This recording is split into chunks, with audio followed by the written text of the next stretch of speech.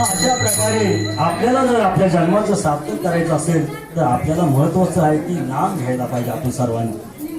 तर नामाचं एवढं सामर्थ्य आहे, तर ह्या नामाचं एवढं सामर्थ्य आहे तर घेता नाम विठोबाचे पर्वत जळती पातळ घातली. म्हणजे जेवढं आपलं पातक असेल तेवढं या नामांच्या याच्या म्हणजे सामर्थ्यानं ते जळून जातं, एवढी त्याच्यात नामामध्ये ताकद आहे. आणि मग अशा प्रकारे नाम आहे. आणि मग नाम आपल्याकडे आलं म्हणजे आपल्याला काय प्राप्त होतं तर ज्ञान प्राप्त होतं. आणि मग ज्ञान प्राप्त झालं मग असं नाम तुझे रे, नाम तुझे रे, नाम तुझे देवा नारायणा. नाम तुझे रे, नाम तुझे रे, नाम तुझे देवा नारायणा. नाम तुझे रे, नाम तुझे रे, नाम तुझे देवा नारायणा. नाम तुझे रे, नाम तुझे रे,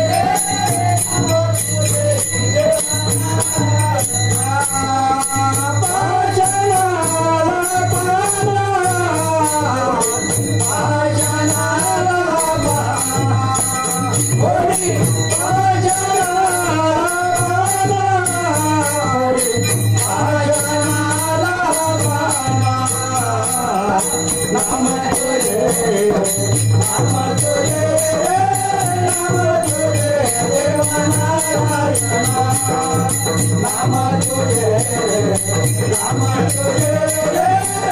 तुझे देवा नारायणा.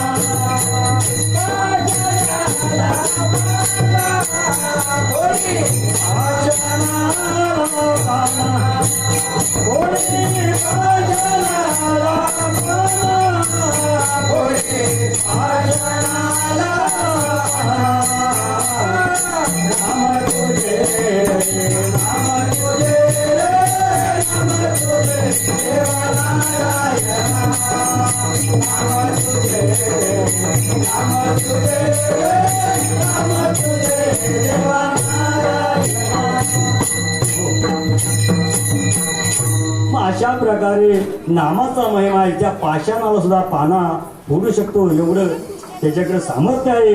आणि मग एवढा यासाठी आपण हा कार्यक्रम करतो की आपल्याला काहीतरी मिळालं पाहिजे म्हणजे आपण मिळालं पाहिजे कशासाठी तर आपण येताना घेऊन आलो आहोत तर त्याची आपल्याला ओळख पटली ना अजून, तर त्यासाठी आपल्याला नाम हस्तगत करायचं आहे. आणि मग नामाशिवाय आपल्याला पर्याय नाही.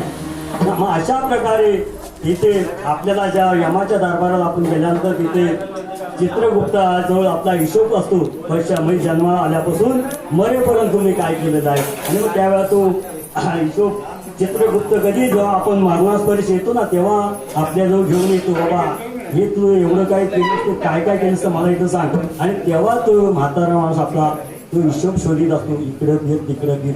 अशा प्रकारे त्याची परिस्थिती होते बघा. आणि मग अशा प्रकारे आपल्याला काय झालंय तर हा अहंकार रूपी हा रावण आहे ना तोच आपल्याला सर्व या गोष्टीमध्ये आपल्याला हा पुढे जाऊन देत नाही. तर हा अहंकार केल्याशिवाय आपल्याला कुठली गोष्ट प्राप्त होणार नाही. मग इथं सांगितलं आहे जेणे मक्षिका भक्षिली जाणेवेची तयाशी भोजनाची रुची कशी अहंकार त्याचा कदा वेळ ना. आणि मग त्याच्यासाठी त्याला जे फायदा आहे तो त्याला बाकी कधीच कळणार नाही. मग अशा प्रकारे एकदा जेवणाची पंगत बसली होती, मोठं फकट जेवण होतं, म्हणजे लग्नाची मोठी पंगत होती आणि त्या ठिकाणी चांगलं जेवण होतं. जिलेबी होती, जिलेबी पापडा आणि ताक हे सर्व म्हणजे असं चांगलं जेवण होतं. आणि त्या जेवण करण्यासाठी आपलं सर्व पंगत बसली होती आणि त्याच्यामध्ये एक चांगला मनुष्य होता की ज्याची तब्येत वगैरे चांगली होती आणि त्यांनी त्यावेळेला जिलेबीवर एवढा ताव मारला ना की 70-75 जिलेब्या खाल्ल्या त्यावेळेला. आणि तेवढ्या खाल्ल्यानंतर आता त्याच्यानंतर काय करायचं, ताक होतं. आता ताक प्यायला पाहिजे आणि ताक प्यायला जर काय झालं, ताकाला फोडणी दिली होती जिरेची. आता जिरेची फोडणी दिली आणि त्या जिरेच्या फोडणीमध्ये काय झालं, ती जिरायला करपलं. त्या करपल्यामध्ये एक माशी त्याच्यात पडली आणि ती माशी सुद्धा त्या जिऱ्यासोबत आतमध्ये गेली फोडणीमध्ये. आणि ती माशी आहे ना, ती त्या ताक प्यायल्यानंतर त्याच्या पोटात गेली आणि त्याच्या पोटात गेल्यानंतर त्याने एवढ्या जिलेबी खाल्ल्यावर जे काय खाल्लं होतं तर त्याचं पोट लागलं, खाऊ लागलं इकडं तिकडं इकडं तिकडं. आणि त्याला काय मग राहावं नाही.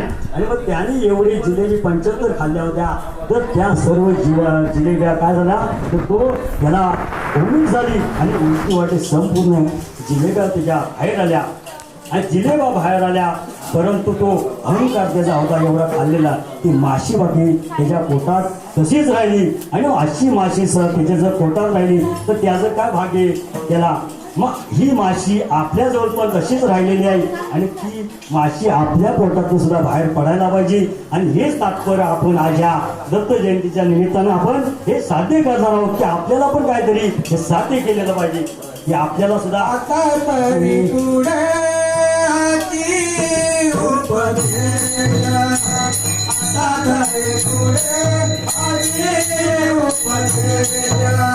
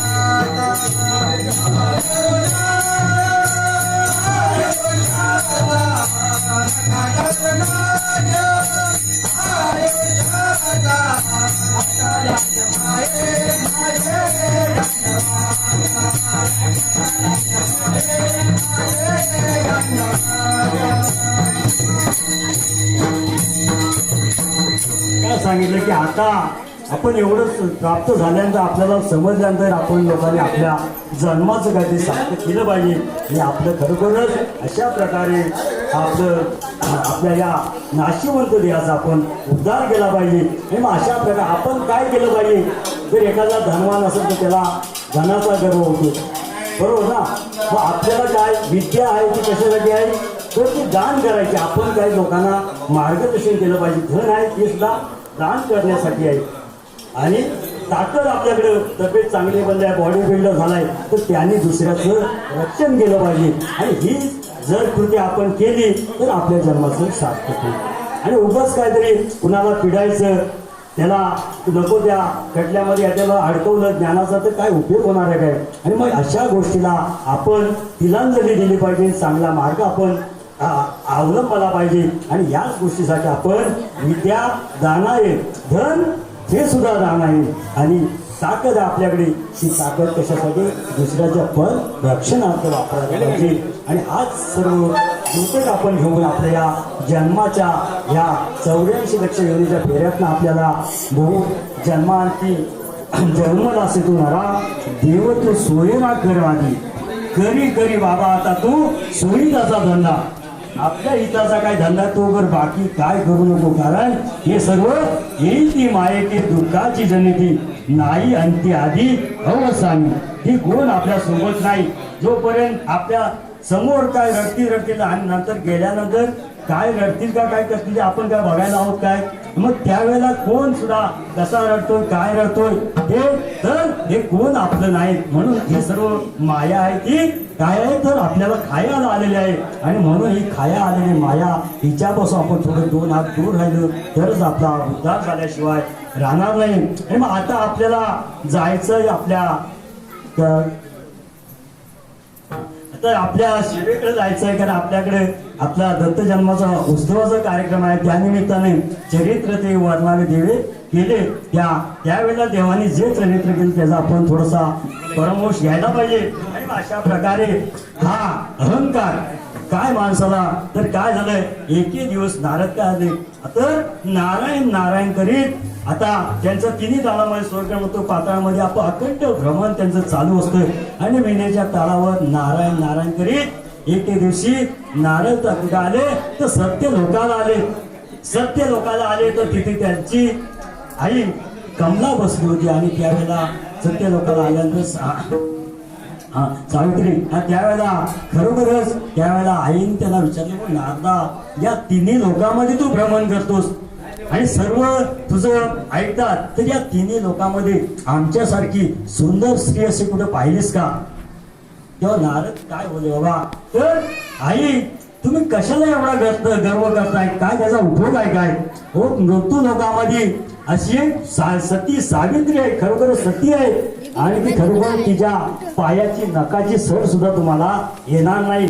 मग ती कोण आहे तर ती अत्री अनुसूयाची पत्नी, ती अत्री अनुसूया खरोखर अत्री मुनींची पत्नी आहे आणि तिच्या नखाची सर सुद्धा तुम्हाला येणार नाही. आणि एवढं सांगितल्यानंतर खरोखरच त्या आता त्यांच्या आईला राग आला, हा आमच्यापेक्षा आम्ही देवांच्या पत्नी आणि आमच्यापेक्षा हे सुंदर आहे, काय मोठं एवढं आहे. आणि खरोखर त्यावेळेला तिने विचार केला की यांचं काहीतरी आपण गर्वहरण केलं पाहिजे, त्यांचं सत्व हरण केलं पाहिजे.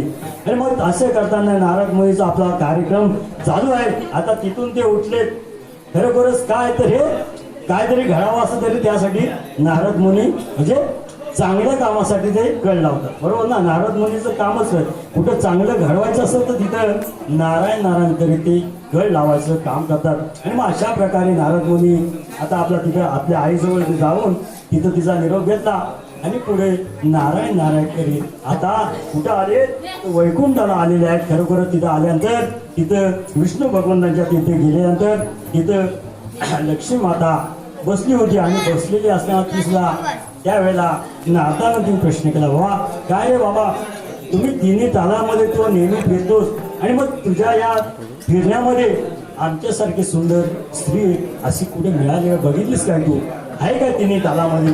आणि त्यावेळेला नारद मुनी सुद्धा त्यावेळेला सांगितलं, बाबा काय तर तुम्ही एवढा अहंकार कशाला करता, तर अशा मृत्यू लोकांमध्ये अशी एक स्त्री आहे अत्री अनुसूया, खरोखरच तर खरोखर तिचा एवढं तप आहे, सामर्थ्य आहे की तिने आहे ना तुमच्या सर्व आता बोलायला गेला तर तिच्या एवढं तप सामर्थ्य आहे की त्या सूर्य सुद्धा उगवला तर तिच्या काय होतं घरामध्ये किरण पाडताना कुठे एका कोपऱ्यात पाडतो, अखंड घरामध्ये किरण पाडत नाही, एवढी तिचं सामर्थ्य आहे सत्य अनुसूयाचं. आणि मग त्यावेळेला लक्ष्मी मातेला सुद्धा गर्व झाला, बोलत काय तर आमच्यापेक्षा सुंदर आहे, मग हिचं काहीतरी आपण हरण केलं पाहिजे. आणि मग अशा प्रकारे ही गळ लावत लावत नारद मुनी कुठे आले तर आता पार्वती मातेकडे आलेले आहेत. तर खरोखरच पार्वती मातेकडे आल्यानंतर त्यांनी त्यावेळेला आपल्या फेऱ्यामध्ये आल्यानंतर तिथे नारायण नारायण करीत आई पार्वती मातेकडे आल्यानंतर तिथं बसले, चहा पाणी घेतलाय आणि ती बसले. त्यावेळेला त्यांनी पण पार्वती मातेने सुद्धा विचारलं, बाबा तर तू तिन्ही तालामध्ये भ्रमण करतोस, तर तिन्ही तालामध्ये आमच्यासारख्या सुंदर स्त्री कुठं पतिव्रता पाहिलीस का? आणि त्यावेळेला खरोखरच नारद मुनी आणखी एक पाऊल पुढे जाऊन सांगितलं, काय सांगितलं असेल तर स्वर्गामध्ये नाही मृत्यू लोकांमध्ये अशी एक सुंदर आणि पवित्र पतिव्रता स्त्री आहे की खरोखरच तुमच्या तिघींच्या सावित्री लक्ष्मी कमला ह्या सर्वांच्या पुतळ्या बनून तिच्या डाव्या पायात बांधलेल्या आहेत, एवढं तिचं सामर्थ्य आहे. आणि एवढं सांगितल्यानंतर का हो त्या पार्वती मातेला सुद्धा राग आलेला आहे. आणि राग आल्यानंतर खरोखरच आता हे सर्व आता यांचं कसं काय सत्वहरण करायचं या मातेचं, आणि म्हणून त्यांना अहंकार झाला, रोग मोठामध्ये काय कलह निर्माण झालाय. आणि कलह निर्माण झाल्यानंतर काय होतं बघितलं ना, एका राग आला राग त्याला खाईल वाघ अशी परिस्थिती होते. आणि मग राग आल्या त्यांचा क्रोध आला की आपण त्यांना त्यांचं सत्व हरण केलं पाहिजे. आणि मग अशा प्रकारे आता त्यांनी युक्ती केली. आता काय करायला पाहिजे तर नारद मुनी तुम्हीच सांगा, याला काहीतरी उपाय तुम्ही सांगा. आता एवढं तुम्ही सांगितलं तर तुम्ही काहीतरी उपाय सांगा. आता नारद मुनी आपला तिन्ही कार्यक्रम आटून परत आपल्या आईकडे गेले. त्यावेळेला आई विचारलं बाबा काय याचा उपाय काय की आम्ही तिचं सत्व हरण कसं करू. आणि त्यावेळेला नारद मुनी सांगितलं बाबा आई काय कर तर तुमच्या पतीना तिच्या आश्रमामध्ये भिक्षुक भेट म्हणजे ब्राह्मण वेशामध्ये जाऊन त्यांना त्यांच्याकडे भिक्षा मागायला सांग. आणि त्यावेळेला काय कर ते तिचं सत्व हरण करू शकते त्यावेळेला अशी त्यांनी उपाय सांगितला नारद मुनींनी. आणि पुन्हा नारायण नारायण करीत ते आता विष्णू भगवंताकडे आलेला आहे. किंवा अशा प्रकारे हा संपूर्ण काळ बघा कसा आहे. आपल्याला आपलं पण हे सर्व आपलं हा दश इंद्रियाचा हा देह बरोबर ना. दश इंद्रियाचा देह आपला आहे आणि दश इंद्रियामध्ये 10व्या द्वारे आपल्याकडं तो भगवंत बसलेला आहे. आणि तिथं जाताना सुद्धा आपल्याला सुद्धा नाही म्हणजे 9 भक्तीच्या 9 पायऱ्या आपल्याला ते क्रॉस करत जावं लागतं. तेव्हा आपण त्याला जाऊन भेटू. मग तिथं सुद्धा प्रत्येक ठिकाणी वॉचमॅन असतो. तो काय आपल्याला काय लगेच सोडत नाही. कारण त्याला आपल्याकडे गेट पास आपण घेतल्याशिवाय आपण आतमध्ये जाऊ शकत नाही. मग असंच हा कार्यक्रम जसा इकडे चाललाय तिथे तसा आपल्या या देहाचा सुद्धा कार्यक्रम चाललेला आहे. हे सर्व तात्पर्य आपण लक्षात घ्यायला पाहिजे की आपल्या या देहामध्ये सुद्धा चालवणारा ते गाडी चालवणारा तो ड्रायव्हर आहे, परंतु त्याच्या पाठीमागे सर्व त्याचे बॉडीगार्ड सर्व प्रत्येक गेटवर त्याने उभे करून ठेवलेलं आहे. आणि मग त्या गेटवर प्रत्येकाजवळ आपण गेल्याशिवाय गत्यंतर नाही. तोपर्यंत आपलं आयुष्य 100 वर्षाचा त्याच्यामध्ये कधी खपून जातं आपल्याला काय माहिती पडत नाही. आणि मग आपण मग काय सांगितलंय विवेकी स्मरावा तरुणपणी राम वृद्धपणे नाम आठवेना. आपल्याला चांगली बुद्धी कधी प्राप्त म्हणजे जेव्हा कळेल आणि आपल्यात ताकद असेल त्यावेळेला बाकी नाम हे आपण घेतलं पाहिजे. कारण एवढं सामर्थ्य आपल्याकडे प्राप्त होतं तरच आपण मागच्या आयुष्यामध्ये उत्तरच्या काळामध्ये या सर्व रोगावर ज्या सर्व प्रश्नावर आपण मात करू शकतो एवढी ताकद या नामामध्ये आहे. आणि म्हणून नाम हे महत्वाचं आपल्याला. आणि मग अशा प्रकारे आता लक्ष्मीकडं नारद मुनी आले. आणि नारद मुनीला त्यावेळेला ते नारद मुनी बघितले की लक्ष्मी माता पण चिंतेत आहे. मग त्यावेळेला आई तू कशाला चिंता करतेस का. त्यावेळेला त्यांनी 3 सांगितले की काय करायचं याचा उपाय तरी तुम्ही सांगा.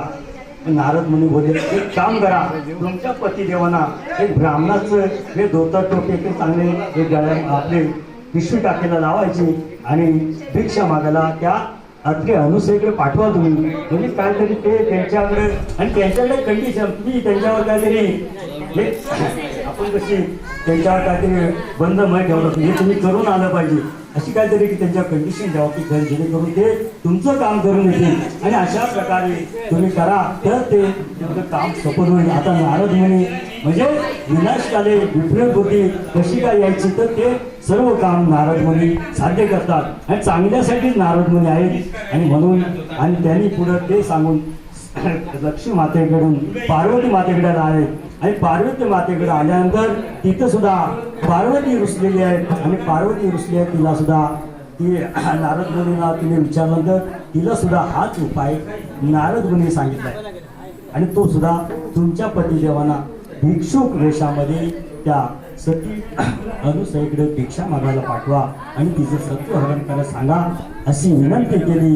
आणि नारद मुनी नारायण नारायण करीत कुठे गेले तर ते त्यांच्या धामाला निघून गेलेले आहेत. आणि आता इथं 3 देवांच्या बायका काय झाल्यात रुसून बसलेल्या आहेत. आता बघा महिलांचं रुसणं म्हणजे खरोखरच लय भारी आहे. आणि ते भारी रुसणं आपल्याला आता या संसारामध्ये नेहमीच आपण बघत असतो. तुम्ही आणि सर्वांचं ते आहेच त्याच्यात काय कमी नाही. जिकडं पाहावं तिकडं तेच आहे. आणि त्याच्यामुळे कुणावर टीकागिरी करण्यापेक्षा आपलंच आपण समाजानं आपल्या सर्वांना त्याची म्हणजे किती करा तेवढं थोडंच आहे या संसारामध्ये. आणि अशा प्रकारे आता या 3 देवांच्या बायका रुसलेल्या आहेत.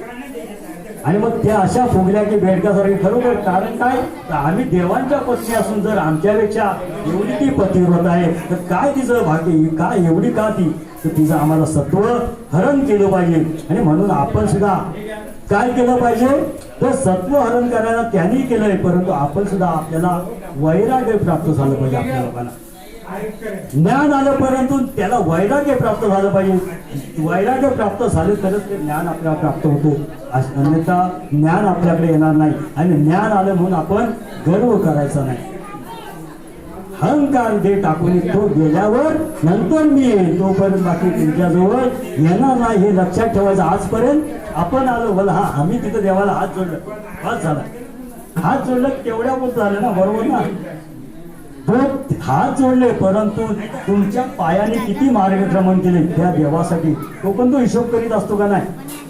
आज दत्तजयंती सर्व देवळाच्या अंगणात आले, कुठून आले तुम्ही आले, तुम्ही भरपूर पुण्य तुम्हाला प्राप्त. कारण दापोलीत आमची लोक रायगड मधून आले, सर्व काही गावात आले, एवढा किलोमीटरचा प्रवास केला. खरोखर भगवंत तुमच्यासाठी चांगलं काम करण्यासाठी तयारच होणार. कारण एवढं आपलं जसा श्रम असून अच्युतं केशवं कृष्ण नारायणं केशवं कृष्ण नारायणं अच्युतं केशवं कृष्ण नारायणं केशवं कृष्ण नारायणं अच्युतं केशवं कृष्ण नारायणं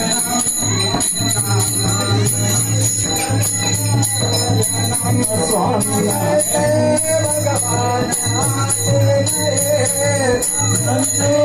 भगवान